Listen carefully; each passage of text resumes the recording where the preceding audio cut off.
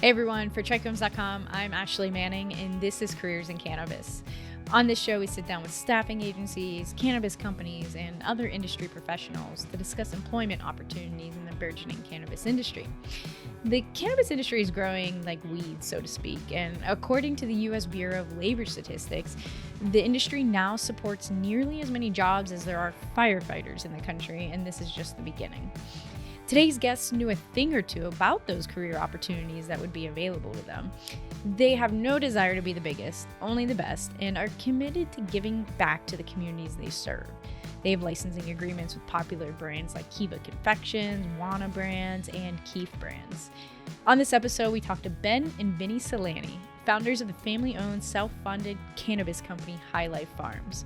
Between their California and Michigan location, they employ close to 300 individuals in all of their cannabis verticals, such as cultivation, manufacturing, distribution, retail, and wholesale. And they're here to give us their insights about having a career in cannabis. Hey, Ben and Vinnie, welcome to the show. Thank you for having us. It's great to have you guys here. Full transparency, I've never interviewed two people at one time before, so bear with me on that challenge. So thank you for being here today. I'd love to, start off with understanding your story of where you guys, before you founded High Life Farms, because where I'm from, it usually started with selling dime bags in high school, and now they're in the legal market, but I want to know your story. Where did it start for you guys right before you founded High Life Farms? I think so. Vinny and I really grew up like a lot of people, just with a real big love for marijuana and just everything that it could do for everybody. When we started this business, I was actually in college out in Colorado. And obviously there's a huge medical and recreational scene out there. So I was just kind of soaking all that in and really loving what I was seeing in the industry out there. Meanwhile, Vinny was out in LA living there at the time. In 2014, us and our family got an opportunity to get into the cannabis business in Desert Hot Springs. And it's really what kind of started this whole snowball into what High Life Farms is today. Yeah, it was always like a passion for us on the side growing up. Ben and I have both worked together through numerous businesses over the years through our family. We worked in the entertainment industry together at our concert venue in Detroit. And it just kind of really snowballed from there. But at the time we were getting licensed for cannabis, I was actually getting licensed to go in the casino business. So I was given the opportunity to either run a casino or work in the cannabis business. And I chose cannabis because there's so much room for expansion, whereas in the casino industry, it's kind of stagnant. So it's a lot more fun here. So you like the highly regulated markets then, huh? It seems to be our forte. That's okay. It's fun to be in a sexy industry, and it's also fun to kind of work in a quasi-legal space as well. You get that little sense of rebellion that you're able to fulfill that we all internally have. So kudos to you guys being two brothers, two separate markets. Vinny, you're in California, and Ben, you're in Michigan. So where did it start in Desert Hot Springs? When did you guys expand to Michigan? So we actually started in Colorado back in 2014. We got our feet wet there with a smaller grow, which was about 280 lights, which also had a dispensary attached to it. Ben worked there full time. I used to travel out there once a week for a while we were still building our California operation, but it kind of serendipitously all happened at the same time. All our facilities kind of opened within probably 3 months of each other, which was an incredible stress on us at the time, but it's worked out. Yeah. So in 2017, I came back to Michigan, and that's when we started this project. Wow. That's, so you guys grew really fast, in other words. Yeah. Yes. That's not too long ago. We're continuously growing as well. That's fantastic. And that's what Careers in Cannabis is mostly about, is understanding the opportunities that are available. And it sounds like you guys got on the ground floor and you're ready to scale and not stop. I know you state you don't want to be the biggest, but you guys are clearly growing at a rate that you may be one of the biggest family-founded companies in cannabis. Yeah, I think for us, we're good. Yeah, for us, a big thing is we want to be as big as we possibly can be as a company, but we don't want to grow too quickly where we sacrifice the quality that we've kind of maintained throughout, the years of us growing all this stuff. Yeah, we've always let the quality speak for itself in our products. We've been less so on the marketing side and packaging and all that kind of stuff, but really believe in our product and what we do, what we grow in Michigan and California. Yeah, you guys white label for Wana Brands and Kiva, two of my favorite brands altogether, which I didn't know until I was looking into the background when I was going to interview you guys. So that speaks volumes alone to quality, because those two particular brands really focus on quality. No, for sure. Another thing that I had saw on your website and you guys speak about is you give back to the communities you serve. What exactly does that mean to High Life Farms? So in California, we like to give back to our local community in Desert Hot Springs. Once a month, we actually do a trash pickup with a bunch of the other marijuana companies in town. And we usually collect probably a metric ton of trash each time we do it. And then we also support local fundraisers and stuff like that in our community as well out here. But I'll let Ben cover Michigan. Yeah, I mean, just like Desert Hot Springs, we're in a very small community out here in Michigan. It's a small farm town, and obviously we have a lot of employees that are from this town here. So just really being able to give back to the community that allowed us to be here and operate in their kind of little small space. We're doing a tree plant out, a river cleanup. We do, we sponsor a charity event for Thanksgiving. We do something down to Detroit with Cabbage and Soup Kitchen, the Hunger Free and the D Project downtown. So really it's just giving back to the community that's provided a lot of support for us to be out here right now. And just being a cannabis company in general, like in Desert Hot Springs, I think the city has gone bankrupt at least 3 or 4 times over the last decade. And I think beginning of 2015, they had $750 in their bank account. So today they have about 13 million, I believe. So it's really grown rapidly. They've been able to staff their police departments and their fire departments and build a new city hall. So it's been huge for the community here. Well, thank you, High Life Farms, for that. That's certainly some contributions, and it's more the cannabis community in general, but not just us. Well, thank you for clarifying that. So it sounds like a company that I myself would want to work for, but as well as career seekers, giving back to the community. It's something you hear here and there in the industry, but I don't think a lot of companies have followed through and continued when they say they give back to the community. So that's the reason for the question on that. How many, Ben, we'll start with you. How many current employees do you guys have at the Michigan We facility? currently have about 150 employees, and like Vinnie was talking about, we're always expanding. We're finishing a new kitchen right now. We're about to build new greenhouses this summer, and we actually just opened up a new 10,000 square foot greenhouse maybe a month ago. So, always hiring and expanding. I think we'll be up to 200 jobs by the end of next year, or the end of this year. Wow. And how about you, Vinnie, over in California?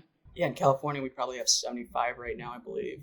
But we're also expanding right now. We're building 4 new grow rooms and a new 20,000 square foot kitchen. So we'll probably be hiring another 50 here in the next 6 months.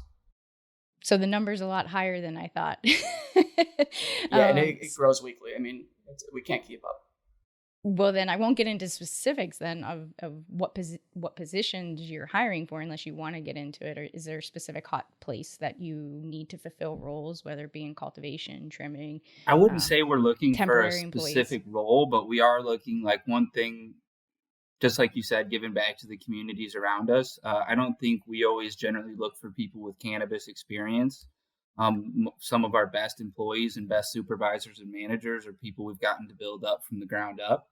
So that's really what we're looking for, is eager people that really, really want to get into the industry and kind of find a place and a home for themselves. Yeah, and there are people from our local communities too. I think we staff probably about 70% is from Desert Hot Springs. So that's also huge for us as well here. Wow. That's a lot. Would you say that which market do you think is more competitive, we'll say, Michigan or California, if you were looking for I think it's employment? Vinnie for sure. We get listeners. California for sure. Yeah, California is definitely more competitive when it comes to employment for sure. Gotcha. I mean, but like Ben said, we're just looking for quality people that have passion for the product that we're making and believe in the mission that we're trying to drive here. People who know how to follow directions. Believe it or not, that's almost like a unicorn skill, it seems like. It's a good way to put it. Yeah, no comment. In your opinion, if someone wanted to get in, which we hear that a lot, and they have no experience, they're just like, they see that opportunity, the same opportunity that you both saw as brothers, and what would be the best place to start? Cultivation, manufacturing, or what would be some Wherever you can get advice? your foot in We'll the start with you, door, Ben. really.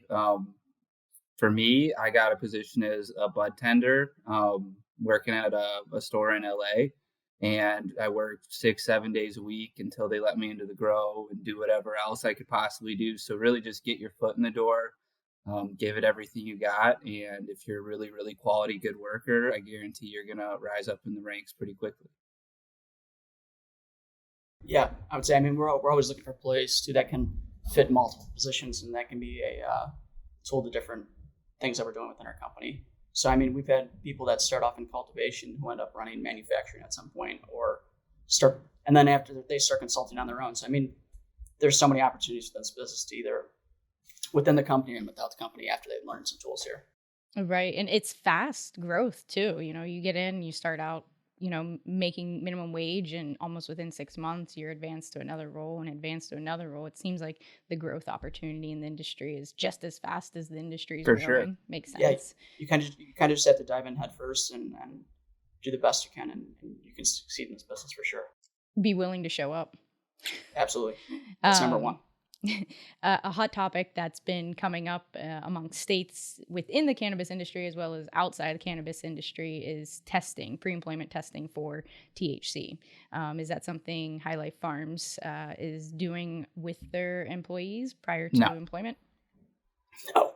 That would make it much harder to hire anybody. Yeah. We limit our pool by probably about No, and I 70%. do think it's also For important sure. to have that kind of vibe in the building that everybody, loves these products and actually consumes them. Not everybody in the building has to, use marijuana to work here, but I definitely think it is kind of important to have that culture that people do like the products that they're making. What's your opinion on this topic as well, though? Well, Ben, I mean, you want yeah. to start? I don't think there should be cannabis testing in any industry, to be honest. I mean, I think it's normalized at this point. To the point of alcohol, we're regulating it. Why try to test people and limit their job opportunities? Yeah, you can. I think the normal director said yesterday that it's like digging through someone's trash and seeing if they were drinking alcohol. In Yeah. essence, It makes no sense. It's their not freedom, let fair. them do it. Yeah. And now, last week, I might be my timeline might be a little bit off. The federal government said, cannabis testing, it doesn't automatically disqualify you from getting a federal job in most areas. I think it depends on the labor intensity of the job, which still can be debatable. I will say So- this: I do scare my employees from time to time. I do buy tests, and when they are hired, I do present it to them as a joke. But I we do not mean, test them. if you're working in manufacturing, some of those machines will chop your finger off, and For sure. if you are slightly under the influence, no matter what it is, whether it was your prescription medication or cannabis, there is a little bit of a delay in your response time, and that's all it takes is a little bit of delay. Yeah, for we your definitely fin- don't to lose your recommend that fingers. anybody's high at work, but Yeah. you can smoke weed outside of work. Yes, we approve of that. So since you guys are two brothers, I don't know if you guys have sisters or other younger brothers or anything. What would be some big brother advice you would give someone wanting to get into the industry?